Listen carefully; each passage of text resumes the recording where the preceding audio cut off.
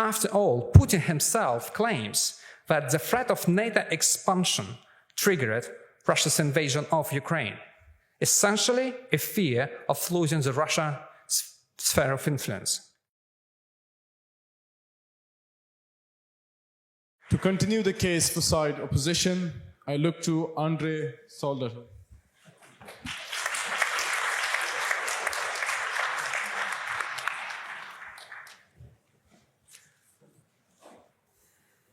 Well, I understand how difficult it is to argue in opposition to this motion, especially given everything that Donald Trump has already done to blur the lines between American and Russian foreign policies. However, the very fact that both Trump and Elon Musk are attacking US institutions so aggressively, and that Elon Musk specifically promotes the idea of the second American Revolution, signals, at least to me, a deviation of US policy. So let's set aside Trump's actions, at least for a moment. It is hard, and perhaps even impossible, to argue that any morality remains in US foreign policy given the actions of multiple US administrations in the Middle East and, to be honest, elsewhere. And as a journalist, I would be putting myself in an extremely difficult position. We journalists are not to defend anyone but the underdog, and the United States is surely not the underdog. Therefore, my goal today is not to argue who is better and who has corrupted more foreign politicians, but to highlight the differences between the US and Russian foreign policies. By the way, full disclaimer, I've never been funded by USAID or any US government institutions, nor do I receive any financial support from the government of this country. I am, however, on the wanted list of the Russian authorities because of investigating Russian security agencies for 25 years.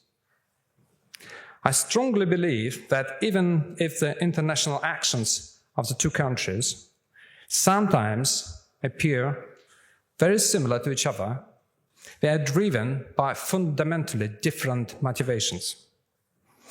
One could easily argue that US foreign policy has been driven by a complex of superiority and coupled with a sense for a global mission, and obviously greed and adventurism. But I would argue that Russian foreign policy for at least a century has been driven primarily by fear.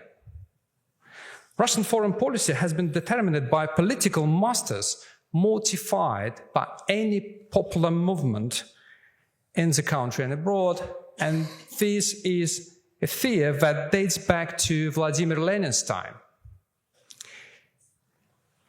It sounds quite extraordinary, but yes, the Soviet regime, born out of a revolutionary movement, developed a strong fear of another revolution.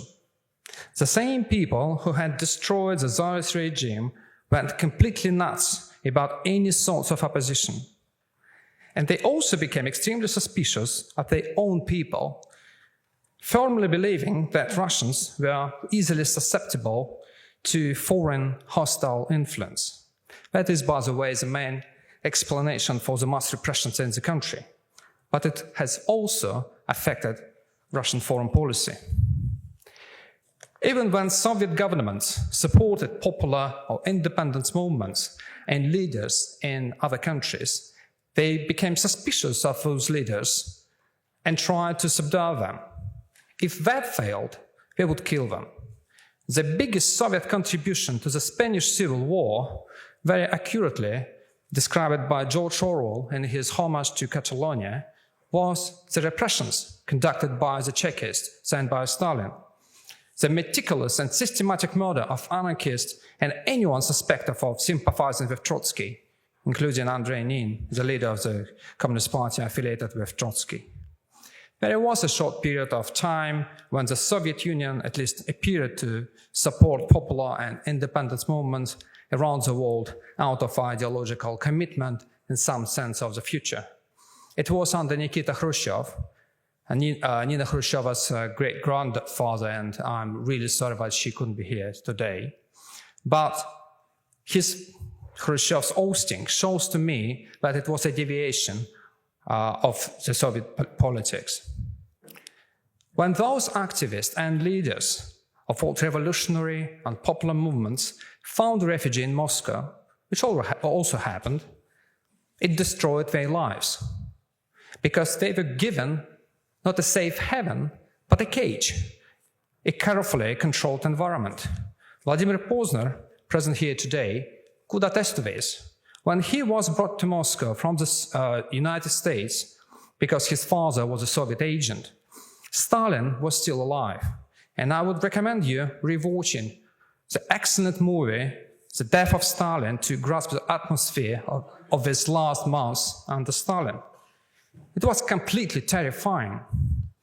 And it is very likely, because of this traumatic experience, I suspect, that Vladimir Pozner agreed to become the chief Kremlin propagandist for Radio Moscow's English service and has spent decades while arguing Moscow's point of view since the Cold War, that including justifying crimes. For instance, Vladimir Pozner argued that the Korean Airlines Boeing, shot down by a Soviet fighter jet in 1983, 269 people were killed, was a spy plane. That continued under Putin. When asked about MH17 Boeing, which had been downed in 2014 by Russian-backed forces over Ukraine, he dismissed the idea that Russia should take responsibility, calling it a speculation.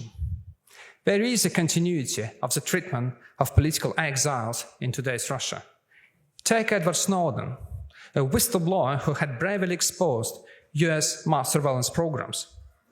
Once he found himself in Moscow, he was given a Russian handler, a lawyer closely connected to the Russian security service FSB, and his contacts with journalists were put under strict control. I know that because I've been trying for years to interview Snowden, as many of my Russian colleagues. We ended up exchanging public comments via Guardian, but he never ever spoke to Russian journalists, because the Kremlin wanted to keep him on a short leash. And today, Snowden still has access to his social media accounts, and he speaks via Zoom to Western universities, but he remains remarkably silent about the Russian war in Ukraine. He said he didn't talk about the Ukrainian crisis in depth because he knew that his comments were, I quote, not going to be covered in context. But we, Russians, all know the real reason. It's fear. It is very scary to say something about such a sensitive topic when you are in Russia. Look at how many people ended up in jail for speaking out against the war. And everyone who is in Russia or have relatives in Russia always think about it. I think about it every time when I speak in public, because my father, a Russian internet pioneer, has been in jail since last July. The Kremlin doesn't love internet pioneers these days. Fear is the main factor which determines what people say and what sometimes they think in Russia. That is not what we see in the United States. A famous Soviet dissident, Andrei Soldatov, when he was expelled from the Soviet Union, found refuge in the United States. That didn't prevent him from delivering a rather damning speech at Harvard in 1974, attacking the US and the West for their spiritual crisis, lack of civil courage, and materialism. Needless to say, he was never arrested or prosecuted for expressing his views in the US. Fear is a driving force behind Russian foreign policy. There is, of course, also imperialism and the desire for respect and recognition from the United States, but nothing surpasses fear. After all, Putin himself claims that the threat of NATO expansion triggered Russia's invasion of Ukraine, essentially a fear of losing the Russian sphere of influence. And it is also fear of regime change that determines the Kremlin's choice of allies, like Lukashenko or Assad. It is a very dark vision of the world that completely rules out any change in society because the Kremlin views the world solely in terms of threats. In conclusion, While the US and Russia may sometimes take similar, morally questionable and deplorable actions, their foreign policies are driven by fundamentally different motivations. US foreign policy, though often controversial, is driven by ambition, the desire to shape the global order.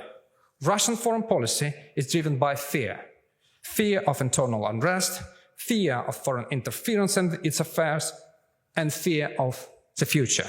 It remains essentially a defensive posture, rooted in historical insecurities and deep-seated fear of regime change.